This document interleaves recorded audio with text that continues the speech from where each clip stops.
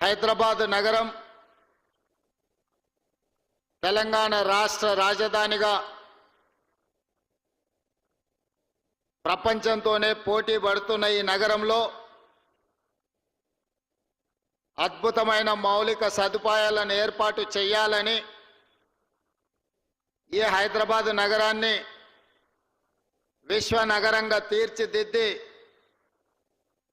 పెట్టుబడులు తీసుకువచ్చి అభివృద్ధి పదం వైపు నడిపించి న్యూయార్క్, టోక్యో లాంటి నగరాలతో సమానంగా ఈ నగరాన్ని ముందుకు నడిపించాలని చెప్పి రాష్ట్ర ప్రభుత్వం, ముఖ్యంగా హైదరాబాద్ ఇన్ఛార్జ్ మినిస్టర్ పొన్నం ప్రభాకర్ గారు, రంగారెడ్డి జిల్లా ఇన్ఛార్జ్ మినిస్టర్ మిత్రులు శ్రీధర్ బాబు గారు నగర అభివృద్ధి కార్యక్రమాలలో భాగంగా ఈ కార్యక్రమాన్ని ఏర్పాటు చేసి నాతో పాటు పెద్దలు ఉప ముఖ్యమంత్రి వర్యులు శ్రీ బట్టి విక్రమార్క గారిని, అదేవిధంగా స్థానిక శాసనసభ్యులు దానం నాగేందర్ గారిని, అదేవిధంగా అరికపూడి గాంధీ గారిని, శాసన మండలి సభ్యులను, డిప్యూటీ మేయర్ గారిని, కార్పొరేటర్లను, ప్రభుత్వ ప్రత్యేక సలహాదారులను, అదేవిధంగా జిహెచ్ఎంసి మున్సిపల్ శాఖ ఉన్నత అధికారులను, మాజీ పార్లమెంట్ సభ్యులను, అదేవిధంగా ప్లానింగ్ కమిషన్ సభ్యులను, మాజీ పార్లమెంట్ సభ్యులను, ముఖ్యమైన ప్రజాప్రతినిధులను, హైదరాబాద్ నగర పౌరులందరినీ కూడా ఆహ్వానించి నెక్లెస్ రోడ్డు మీద ఈ అద్భుతమైన కార్యక్రమాన్ని ఏర్పాటు చేసి భవిష్యత్ అభివృద్ధి కార్యక్రమాలను ఈరోజు ప్రారంభించుకోవడం మనందరికీ సంతోషం.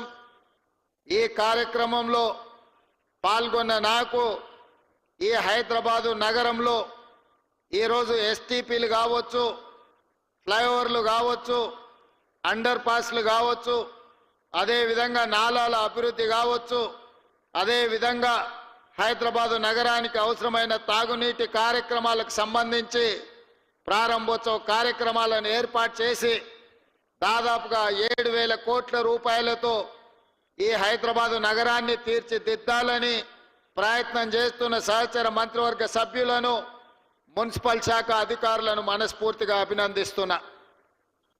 మిత్రులారా, డిసెంబర్ 3, 2024 ఈరోజు, అదేవిధంగా డిసెంబర్ 3, 2023 నాటికి ఒక ప్రత్యేకత ఉన్నది.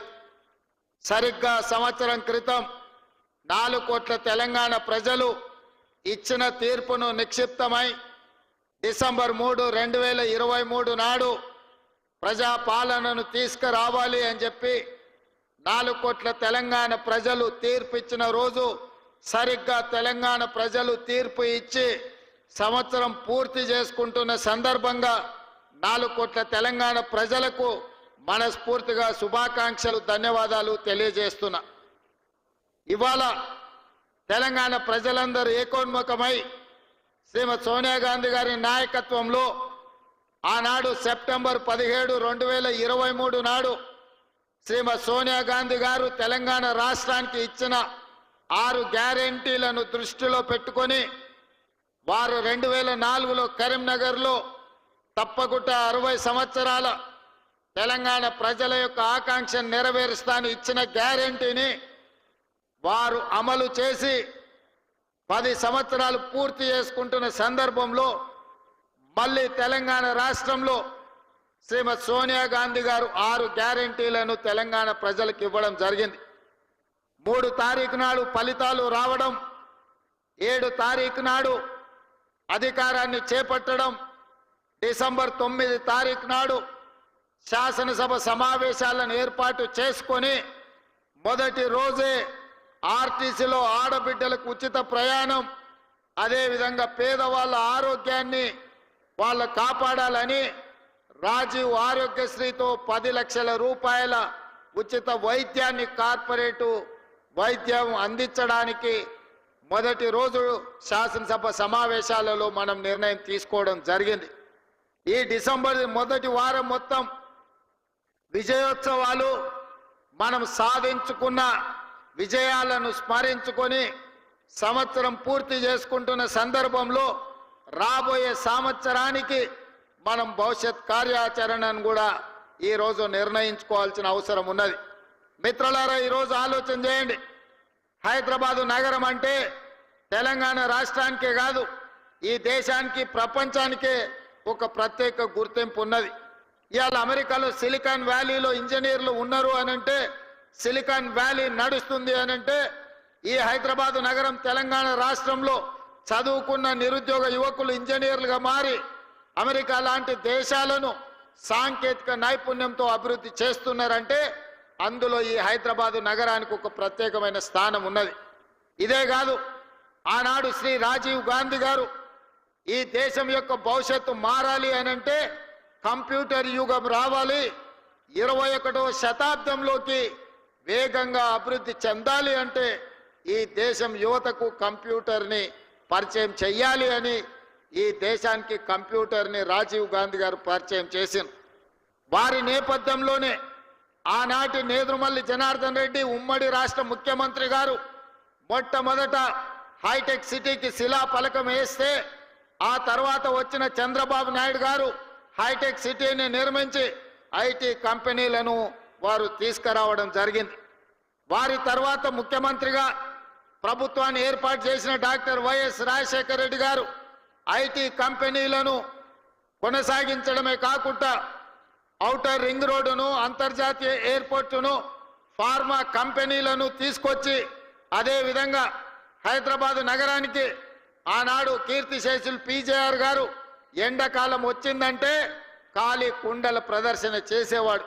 ఈ నగరానికి తాగునీటి సమస్యను శాశ్వతంగా పరిష్కరించాలి అని వారు బతుకున్నంత కాలం పి జనార్దన్ రెడ్డి గారు ఈ నగరంలో పేదల కోసం కొట్లాడి, వారి పోరాట ఫలితం కృష్ణా నుంచి Krishna phase 1, Krishna phase 2, Krishna phase 3 తాగు జలాలను తరలించడమే కాకుండా గోదావరి జలాలని నగరానికి తరలించిన చరిత్ర కాంగ్రెస్ పార్టీ. ఈరోజు ఈ నగర ప్రజలు ఉస్మాన్ సాగర్, హిమాయత్ సాగర్ తాగునీటి జలాశయాలనే కాదు, అవి సరిపోకపోవడంతో కృష్ణానది జలాలను, గోదావరి జలాలను తీసుకొచ్చి కోట్లాది ప్రజలకు ఈరోజు తాగునీటి సమస్యను తీరుస్తున్నాము అంటే ఆనాడు కాంగ్రెస్ పార్టీ ముందు చూపుతోని చేసిన ప్రాజెక్టు. అవే కాదు, ఈరోజు మనం చూస్తున్న ఈ నెక్లెస్ రోడ్డు కానీ, అక్కడున్న ఈ ఫ్లైఓవర్లు కానీ, లేకపోతే ఆ బుద్ధుడు కానీ, లేకపోతే ట్యాంక్ బండ్ మీద కట్టిన గొప్ప మహానుభావుల విగ్రహాలు కానీ, ఆనాడు ఎన్టీ రామారావు గారు, కోట్ల విజయభాస్కర్ రెడ్డి గారు తీసుకున్న నిర్ణయాలు ఈరోజు ఈ నగరం ప్రపంచంతోనే పోటీ పడే విధంగా అభివృద్ధి చెందింది. మరి మిత్రులారా, ఇవాళ గొప్పగా మెట్రో ఉంది మా హైదరాబాద్లో అని చెప్పుకుంటున్నాం. ఈ మెట్రోను హైదరాబాద్కు తీసుకొచ్చింది కేంద్రంలో అర్బన్ డెవలప్మెంట్ మంత్రిగా శ్రీ జైపాల్ రెడ్డి గారు విశేషమైన కృషి చేసి కేంద్ర ప్రభుత్వం నుంచి అనుమతులు ఇవ్వడమే కాకుండా కేంద్ర ప్రభుత్వం వందలాది కోట్ల రూపాయల నిధులు ఇస్తే ఆనాడు డాక్టర్ వైఎస్ రాజశేఖర రెడ్డి గారు ముఖ్యమంత్రిగా ఉండి ఈ నగరానికి మెట్రోను తీసుకొచ్చి ఇవాళ ప్రపంచంతోనే పోటీ పడే విధంగా ఇవాళ అభివృద్ధి చేసినాం. బేగంపేటలో ఉన్న ఎయిర్పోర్టును శంషాబాద్లో అంతర్జాతీయ ప్రమాణాలతో నిర్మించి అంతర్జాతీయ ఎయిర్పోర్టును తేవడం కాబట్టే ఈరోజు ఐటీ కంపెనీలు, ఫార్మా కంపెనీలు, రియల్ ఎస్టేట్ కంపెనీలు మన నగరానికి వచ్చినాయి. అందుకే ఈరోజు ఈ నగరం ఈ తెలంగాణ రాష్ట్రంకు వస్తున్న ఆదాయంలో 65% ఆదాయం రాష్ట్ర ఖజానాకు హైదరాబాదు, రంగారెడ్డి జిల్లాల నుంచే వస్తుంది అనంటే ఆనాటి ముఖ్యమంత్రులు ముందు చూపుతోటి ఈరోజు ఈ కార్యక్రమాలన్నీ చేపట్టింది కాబట్టి ఈ నగరం అభివృద్ధి చెందింది. మరి మిత్రులారా, ఈరోజు మీరు ఆలోచన చేయండి. గతం గొప్పగా ఉంది, గతంలో చేసిన వాళ్ళు బాగా చేసిరు, కానీ ఇది సరిపోదు. భవిష్యత్ తరాలకు ఇంకా అద్భుతమైన నగరాన్ని అందించాలంటే ఫ్యూచర్ సిటీని నిర్మించాల్సిన పరిస్థితి వచ్చింది. ఆనాడు ఒకనాడు ఇన్నర్ రింగ్ రోడ్ వేసినాం, ఆ తర్వాత ఔటర్ రింగ్ రోడ్ వేసినాం.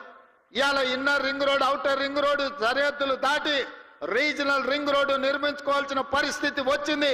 అందుకే ఈనాటి ప్రభుత్వం 360 కిలోమీటర్లతో తెలంగాణ మణిహారంగా రీజనల్ రింగ్ రోడ్డును దాదాపుగా 35,000 కోట్ల రూపాయలు వెచ్చించి కేంద్ర ప్రభుత్వం నుంచి సాధించుకొని రీజనల్ రింగ్ రోడ్డు నిర్మించడానికి ఇవాళ మన ప్రభుత్వం ప్రయత్నం చేస్తుంది. ఆ దిశగా కేంద్ర ప్రభుత్వం మీద ఒత్తిడి తీసుకొస్తున్నాం. ఇదే కాదు, ఔటర్ రింగ్ రోడ్డు నుంచి రీజనల్ రింగ్ రోడ్డు వరకు ఇవాళ రేడియల్ రోడ్లు వెయ్యాలని, రేడియల్ రోడ్ల ద్వారా 60% తెలంగాణ అభివృద్ధి పదం వైపు నడిపించి విద్య ఉద్యోగ ఉపాధి అవకాశాలకు ప్రపంచం నలుమూలల నుంచి వచ్చే వాళ్లకు నివాస గృహాలతో పాటు కార్పొరేట్ కంపెనీలను ఏర్పాటు చేయడానికి ఈ రోజు మనమంతా ఆర్గానిక్ ఫుడ్ని పేదలకు అందరికీ ధనవంతులకు అందరికీ అందుబాటులో తీసుకురావడానికి అధునాతనమైన వ్యవసాయ విధానాలను మనం ఇవాళ తీసుకురావాలి అనుకుంటున్నాం. అదేవిధంగా ఇబ్రహీంపట్నం దగ్గర అంతర్జాతీయ స్థాయి కూరగాయల మార్కెట్ను దాదాపుగా 250 ఎకరాలలో అంతర్జాతీయ ప్రమాణాలతోటి వెజిటబుల్ మార్కెట్ కాదు, ఫ్రూట్ మార్కెట్, డైరీ ప్రోడక్ట్స్, అదేవిధంగా పౌల్ట్రీ ప్రోడక్ట్స్, మీట్ ప్రోడక్ట్స్ అన్నిటిని కూడా ఒకే దగ్గర కట్టి రైతులు పండించిన పంట ఈరోజు దాచుకోవడానికి కోల్డ్ స్టోరేజ్ లేవు. వాళ్ళు పండించిన పంట మార్కెట్లో అమ్మడానికి తెచ్చిన పండ్లు ఒకవేళ కొనకపోతే మురిగిపోతే రోడ్ల మీద పడేసే పరిస్థితి. టమాటాలు లాంటివి తెస్తే 2 రోజుల్లో అమ్మకపోతే అవి పాడైపోయే పరిస్థితి. అందుకే ఈరోజు ఇబ్రహీంపట్నంలో మనము అంతర్జాతీయ ఫ్రూట్ మార్కెట్ను పెట్టడమే కాకుండా ఈరోజు కోల్డ్ స్టోరేజ్లు పెట్టడం ద్వారా రైతులు పండించిన పంటకు రక్షణ కల్పించాలని ఈరోజు మన ప్రభుత్వం ప్రణాళికలు చేస్తుంది. ఔటర్ రింగ్ రోడ్డుకు అనుబంధంగా ఈరోజు ప్రభుత్వం చేపడుతున్న కార్యక్రమాలు అత్యంత గొప్పది, పెద్దది. రేపటి ప్రపంచానికి అద్భుతమైన నగరాన్ని అందించే ఫ్యూచర్ సిటీ ముచ్చెర్ల ప్రాంతంలో ఈరోజు మనము బాగరకుంట ప్రాంతంలో నిర్మించుకుంటున్నాం. దాదాపుగా 15,000 ఎకరాల భూమి ఉన్నది. ఇంకొక 15,000 ఎకరాలు ఫారెస్ట్ ల్యాండ్ ఉన్నది. అదనంగా ఇంకొక 15,000 ఎకరాలు భూమి రైతులు సహకరించి అందిస్తే 40 నుంచి 50,000 ఎకరాలతోటి ఒక అద్భుతమైన నగరాన్ని నిర్మించుకొని ఈ దేశంలోనే కాదు ప్రపంచంలో ఉండే న్యూయార్కో లేకపోతే మన టోక్యో లాంటి నగరాలను, సింగపూర్ లాంటి నగరాలను పోటీ పడే విధంగా ఈరోజు మనము నగరాన్ని నిర్మించుకుందాం అనుకుంటున్నాం. ఆనాడు ఒక ఆయన చెప్పిండు, మీరు అందరు చూసారు, ట్యాంక్ బండు నీళ్లు కొబ్బరి నీళ్ళు అలాగుంటాయి, ఇట్లా ముంచుకొని అట్లా తాగొచ్చు అన్నాడు. నేను ఇడు ఉన్న మిత్రులు అడుగుతున్న, జర్ర అట్లా రోడ్డు దాటితే ట్యాంక్ బండే. తాగుడు సంగతి దేవుడు ఎరుగు, వాసన చూసే పరిస్థితి ఉందా? 10 ఏళ్ళ ఆయన పరిపాలనలో మురికి కూపంగా ట్యాంక్ బండును మార్చిన చరిత్ర ఆనాటి ముఖ్యమంత్రిది. ఇట్లాంటి అబద్ధాలతో కాలం గడిపిండు. ఓల్డ్ సిటీని అన్నాడు ఇస్తాంబుల్ చేస్తాని. ఇస్తాంబుల్ కాదు కదా, ఆడున్న ట్రాఫిక్ జాములు కానీ చార్మినార్ చుట్టూతో తిరగలేని పరిస్థితి ఈ 10 సంవత్సరాలలో వచ్చింది. వర్షం వస్తే వరద నీళ్లు హైదరాబాద్ రోడ్ల మీద వరదలై పారుతున్నాయి తప్ప కనీసం మేము నిర్మించిన నగరంలో మురికి కాలువలు కూడా ఆనాటి ముఖ్యమంత్రి గారు, ఆనాటి మున్సిపల్ శాఖ మంత్రి గారు ఈరోజు గొప్పలు చెప్పుకుంటున్నారు కానీ కనీసం డ్రైనేజీ కాలువలు కూడా తవ్వే ప్రయత్నం చేయలే. ఇవాళ ట్యాంక్ బండ్ మీదనో లేకపోతే శిల్పారామం దగ్గర వారు సెల్ఫీలు దిగుతున్నారు. వారు సెల్ఫీలు దిగి సెల్ఫ్ డబ్బా కొట్టుకునే శిల్పారామం కూడా ఆనాడు కాంగ్రెస్ పార్టీని అభివృద్ధి చేసింది, వారు మర్చిపోయినట్టున్నారు. వారు అప్పుడప్పుడు ట్విట్టర్లో పెట్టే హైటెక్ సిటీ ఆనాడు మనం చేసిందే. ఈ ట్యాంక్ బండ్ ఏదో ఆయననే నిర్మించినట్టు, వాళ్ళ తాతగారు బుద్ధుడి విగ్రహం పెట్టినట్టు ఇవాళ ఆ ఫోటోలను చూపించి మేము నిర్మించినమని అబద్ధాలు చెప్పుకునే పరిస్థితి. ఏది ఏమైనా ఆనాడు 10 సంవత్సరాలు 20 లక్షల కోట్ల రూపాయలు ఖర్చు పెట్టినా ఈ నగరానికి కావాల్సిన శాశ్వతమైన అభివృద్ధిని గత 10 సంవత్సరాలు పరిపాలనలో ఉన్న వాళ్ళు చెయ్యలేదు. మరి ఈరోజు నేను మిమ్మల్ని అడుగుతున్న మిత్రులారా, టీవీలలో మనం చూస్తున్నాం, ఢిల్లీలో కాలుష్యం పెరిగిపోయింది, మనుషులు బతకలేని పరిస్థితి, ప్రజల్ని ఇళ్లలో నుంచి బయటికి రావద్దంటారు. ఢిల్లీలో పాఠశాలలకు సెలవులు ఇచ్చిండ్రు. అక్కడ ఉన్నోళ్ళు ఆరోగ్యం కాపాడుకోవాలంటే ఇతర నగరాలకి వలస బొమ్మని అక్కడ ఉన్న వాళ్ళు చెప్తున్నారు. స్పష్టంగా ఢిల్లీ నగరం ఈనాడు నివసించడానికి ఉపయోగపడే నగరంగా లేదు ఢిల్లీ నగర వాసులు ఇతర ప్రాంతాలకు వలస బొమ్మంటున్నారు. ముంబై నగరాన్ని తీసుకుంటే వర్షం వచ్చిందంటే పీకల దాకా నీళ్లు వచ్చి ముంబై నగరం అతలా కుతలమైపోతుంది. ముంబై నగరము నివసించలేని పరిస్థితికి వచ్చింది. మొన్న చెన్నై మీరు చూసిండ్రు, డిసెంబర్లో వర్షాలు వచ్చి చెన్నై మొత్తం మునిగిపోయింది. చెన్నై పరిస్థితి చెప్పే పరిస్థితి లేదు.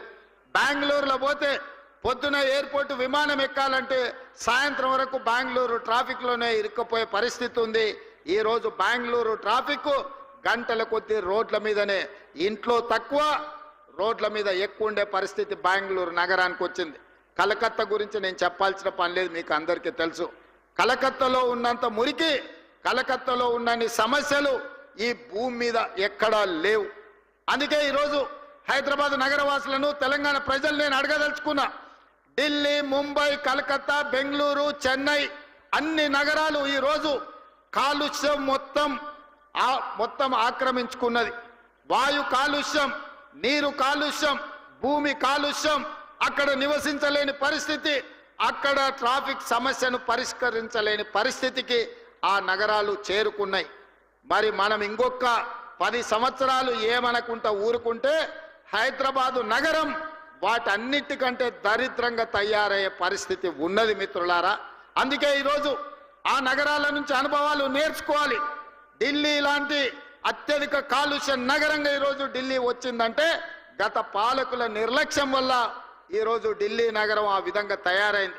అందుకే ఈరోజు ఈ అభివృద్ధి కార్యక్రమాలే కాదు, మూసీ డెవలప్మెంట్ను చెయ్యాలని, మూసీ నదిని ప్రక్షాళన చెయ్యాలని, మూసీ నదిని పునరుజ్జింపజేయాలని హైదరాబాదులో కాంక్రీట్ జంగల్గా మారి వర్షాలు వస్తే ఎక్కడికక్కడ రోడ్ల మీద వరదలు వచ్చే పరిస్థితి వచ్చింది. అందుకే ఆ వరదల్ని నియంత్రించడానికి రోడ్ల మధ్యలోనే ఇండ్లలో వాటర్ హార్వెస్టింగ్ పిట్టులు కట్టుకుంటే ఎట్లా కట్టుకుంటామో వర్షపు నీటిని ఒడిసి పట్టుకోవడానికి, ఇవాళ రోడ్ల మీద వచ్చిన నీళ్లను ఒడిసి పట్టుకోవడానికి వాటర్ హార్వెస్టింగ్ వెల్స్ను కడుతున్నాం. ఒక్కొక్క దగ్గర 10 లక్షల లీటర్లను ఒడిసి పట్టడానికి రోడ్డు పక్కననే వాటర్ హార్వెస్టింగ్ వెల్స్ని కట్టినాం. నిన్న మొన్న కొన్నిటిని ఇవాళ మనం కొన్నిటిని ప్రారంభించుకున్నాం. భవిష్యత్తులో ఇంకా 141 ప్రాంతాలలో వర్షాలు వస్తే రోడ్ల మీద నీళ్లుండి నీళ్లకు బండ్లు పోలేని పరిస్థితి, పోతే కొట్టుకపోయే పరిస్థితి, దాంతో ట్రాఫిక్ జామ్లు అవుతున్నాయి.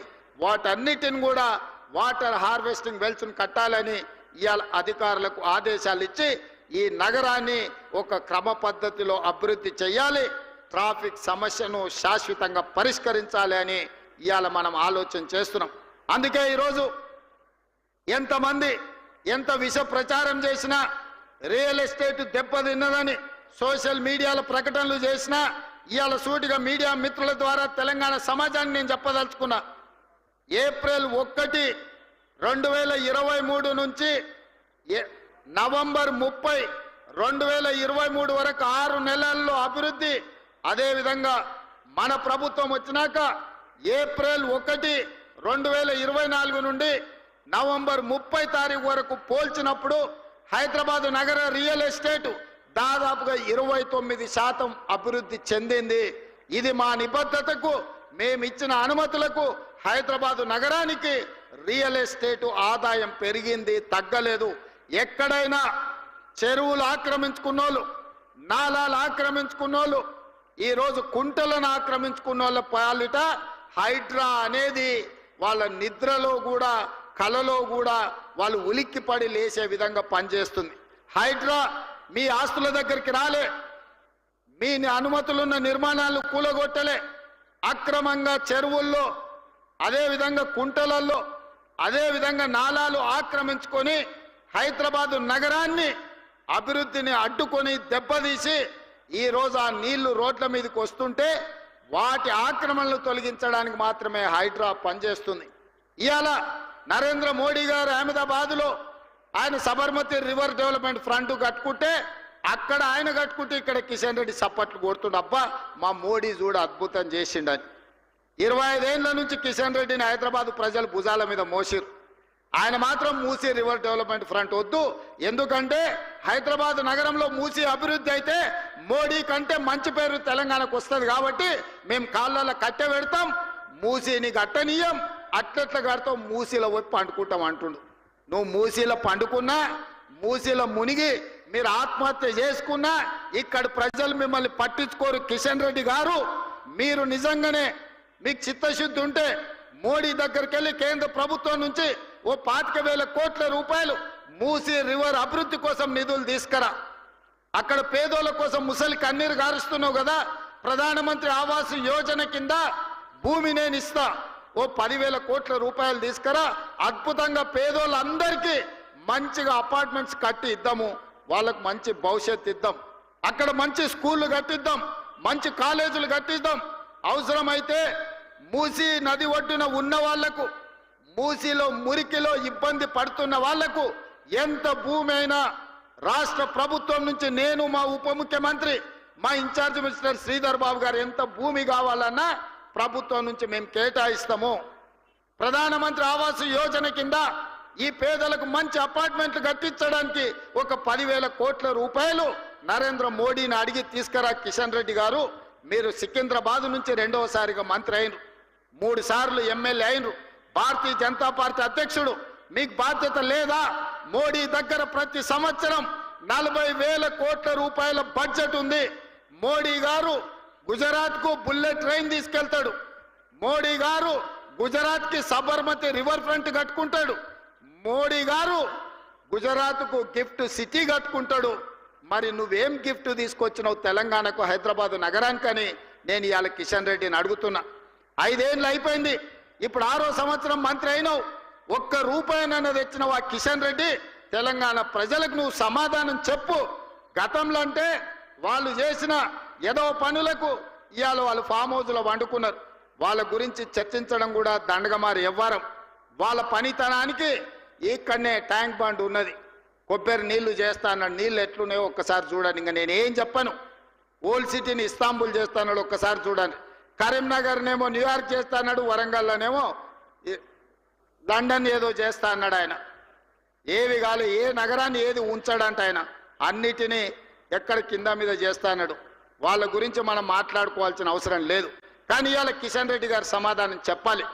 ఎందుకంటే ఈ సికింద్రాబాద్ నుంచి మీరు 2 సార్లు ఎంపీగా కేంద్ర మంత్రిగా ఉన్నారు.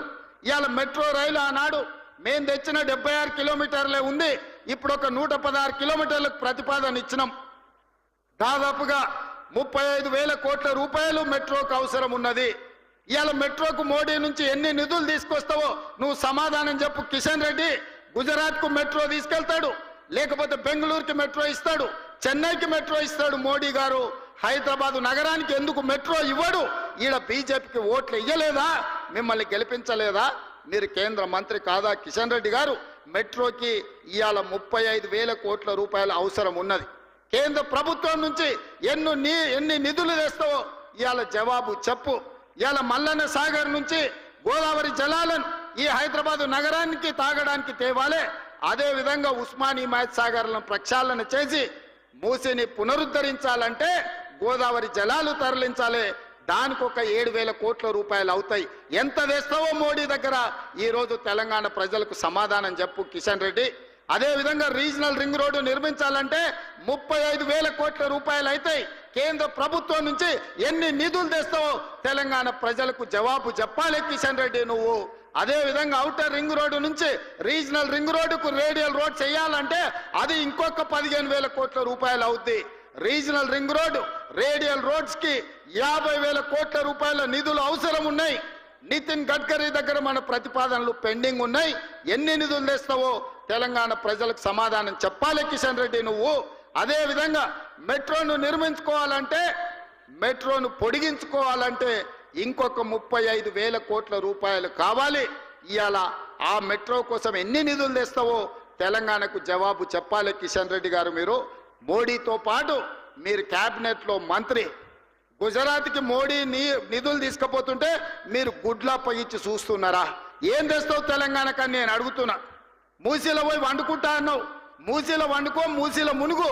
మోడీని తీసుకొచ్చి మూసీని చూపించు.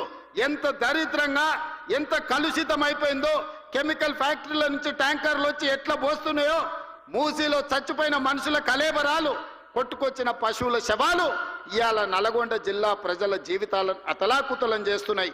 అయినా నీకు కనికరం కలగలేదా కిషన్ రెడ్డి గారు అని నేను అడుగుతున్నా. ఇవాళ బీఆర్ఎస్ వాళ్ళు బీజేపీ వాళ్ళు మూసీని అడ్డుకుంటామంటున్నారు. ఎందుకు అడ్డుకుంటారు, ఎందుకు అడ్డం పండుకుంటారని నేను అడుగుతున్నా. ఈ కాలుష్యాన్ని తొలగించాల్సిన అవసరం లేదా? హైదరాబాదు నగరం మరో ఢిల్లీ లాగా మారాలనా? ఈ కాలుష్యంతో మనం బతకలేని పరిస్థితి వచ్చి మళ్ళీ అడవుల్లోకి పోయి ఆది మానవుల్లాగా మనం బతకాలనా? లేకపోతే అధునాతనమైన నగరంలో ఈరోజు మనం నివసించాలా? తెలంగాణ సమాజం ఆలోచన చెయ్యాలి. ఈ నగరం మనది. ఈ నగరం మనం బ్రతకడానికే కాదు, మనకు ఉపాధి ఇచ్చింది, మనకు ఆదాయాన్ని ఇచ్చింది, మనకు ప్రతిష్టను తెచ్చింది. ఈ నగరం ప్రపంచంతో పోటీ పడాలి అంటే రీజనల్ రింగ్ రోడ్డు నిర్మించుకోవాలి, రేడియల్ రోడ్స్ నిర్మించుకోవాలి, ఎస్టీపీలు నిర్మించుకోవాలి, ఫ్లైఓవర్లు కట్టుకోవాలి. అదేవిధంగా గోదావరి కృష్ణా నదీ జలాలను తాగడానికి తరలించుకోవాలి, మెట్రో రైలును విస్తరించుకోవాలి. ఇవన్నీ పనులు చెయ్యాలంటే ఈ రోజున్న అంచనాలకు ఫ్యూచర్ సిటీ కాకుండా వీటికే 1,00,000 కోట్ల రూపాయలు కావాలి. రాబోయే 4 ఏళ్లలో 1,00,000 కోట్లు ఈ పనులన్నిటికీ ఖర్చు పెడితే హైదరాబాదు నగరం ఒక అద్భుతమైన నగరంగా మారుతుంది. ఈ అద్భుతమైన నగరం ప్రపంచ పెట్టుబడులకు వేదిక అవుతుంది. ఈ ప్రపంచ పెట్టుబడులకు మన నగరాన్ని వేదిక చెయ్యాలి అంటే కేంద్ర ప్రభుత్వం సహకరించాలి. ఏడ్చేటోడు ఏడుస్తాడు. ఏడ్చేటోడు గురించి నాకు బాధ లేదు. ఎందుకంటే బీఆర్ఎస్ వాళ్ళు మేము చెయ్యలేదు, ఈయన చేస్తున్నాడు, ఈయనకు పేరు వస్తే మా మనుగడ ఉండదు, మా ఉనికి మాయమవుతుందని వాళ్ళు బాధపడుతున్నారు. వాళ్ళ బాధ మనం అర్థం చేసుకుంటాం. కానీ 11 ఏళ్ల నుంచి 3 సార్లు ప్రధానమంత్రిగా మోడీ ఉన్నాడు. హైదరాబాదు నగరంలో వరదలు వచ్చి మునిగిపోయినప్పుడు 1 పైసా కూడా ఇయ్యలే మోడీ.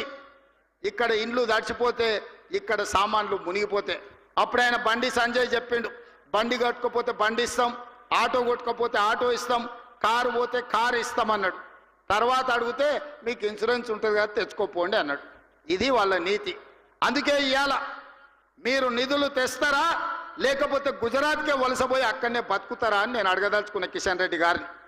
నువ్వు హైదరాబాదు నగరం గురించి, అభివృద్ధి గురించి నా సంగతి వదులు. సికింద్రాబాద్ ఎంపీ కదా, నీ దగ్గర ఏం ప్రణాళిక ఉందో చెప్పు.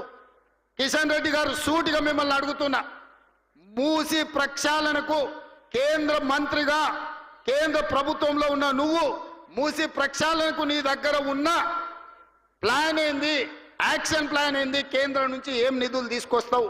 నెంబర్ 1. నెంబర్ 2, హైదరాబాద్లో రద్దీ పెరిగిపోయింది, ట్రాఫిక్ జాములు పెరిగిపోయినాయి. దీన్ని ఎదుర్కోవాలంటే మెట్రోను విస్తరించుకోవాలి. విస్తరించే మెట్రోకి నీ విధానం ఏంది, నిధులు ఎన్ని మోడీ నుంచి అడిగి తీసుకొస్తావో తెలంగాణ ప్రజలకు చెప్పు. అదేవిధంగా హైదరాబాదు నగరంలో ఫ్లైఓవర్లు కట్టాలి. అది జూబ్లీహిల్స్ చెక్ పోస్ట్ కావచ్చు, 45 కావచ్చు, అదేవిధంగా ఆరంగఢ్ కావచ్చు, మెహదీపట్నం చౌరస్తా కావచ్చు, ఉస్మానియా హాస్పిటల్ కావచ్చు, లేకపోతే నింబోలి అడ్డ కావచ్చు, ఉప్పు గుడ కావచ్చు, గౌలి గుడ కావచ్చు. వీటన్నిటికీ నువ్వు తెచ్చే నిధులేంది, నీ దగ్గర ఉన్న విధానం ఏంది, నీ యాక్షన్ ప్లాన్ ఏందో కేంద్ర ప్రభుత్వంగా, కేంద్ర మంత్రిగా, ఈ సికింద్రాబాద్ పార్లమెంట్ సభ్యుడిగా నీ ప్రతిపాదనలేంటివి, కేంద్ర ప్రభుత్వం నుంచి నువ్వు తెచ్చే నిధులేంటివో ప్రజలకు జవాబు చెప్పు. కిషన్ రెడ్డి గారు, మేము ఏం చేస్తామన్నా దాన్ని అడ్డుకుంటామని నువ్వు అంటున్నావు. మంచిది, నా ప్రణాళికలు నీకు నచ్చలేదు, నువ్వు అడ్డుకుంటా అంటున్నావు కదా. 6 నెలలు నేను ఊరుకుంటా, నువ్వేం చేస్తావో చెప్పు. ఏం తెస్తావో చెప్పు. మోడీని తీసుకురా, 1,00,000 కోట్లు మోడీని ఇప్పించు. 10 లక్షల మందితో పరేడ్ గ్రౌండ్లా తెలంగాణ సమాజాన్ని అంతా పిలిచి మోడీని నిన్నిద్దరిని నేను సమానం చేస్తా. అధికారికంగా నిన్నక్కడ పరేడ్ గ్రౌండ్లో 10 లక్షల మందితో సన్మానం చేసే జిమ్మేదారి నేను తీసుకుంటా. కిషన్ రెడ్డి గారు, మోడీ నుంచి 1,00,000 కోట్లు మన నగరానికి తీసుకురా. నాకేం బేసిజాలు లేవు. నాకు నగరం అభివృద్ధి చేయడమే, ఈ రాష్ట్రాన్ని అభివృద్ధి పదం వైపు నడిపించడమే. ఈరోజు ఢిల్లీ చూసినా, ముంబై చూసినా, బెంగళూరు చూసినా, చెన్నై చూసినా, కలకత్తా చూసినా కాలుష్యంతో నగరాలు అతలాకుతలం అయిపోయినాయి. ఇవాళ టీవీలు, పేపర్లు చూస్తే అక్కడ నివసించలేని పరిస్థితి ఉంది. ఆల్రెడీ స్కూల్స్కు హాలిడేస్ ఇచ్చిండ్రు. అక్కడ ఉండేటోళ్లను ఆ పట్టణం వదిలి ఇతర ప్రాంతాలకు పోయి ఉండమంటుర్రు. మనం కూడా ఆ పరిస్థితిని కొని తెచ్చుకుందామా? మనం కూడా అట్లనే ఉందామా? మనం కూడా ఆ దిశగా పోతే ఈ నగరం ఎడారిగా మారి ఈ నగరం నివసించలేని ప్రాంతంగా ఉంటే ఎక్కడికి వెళ్ళాలి?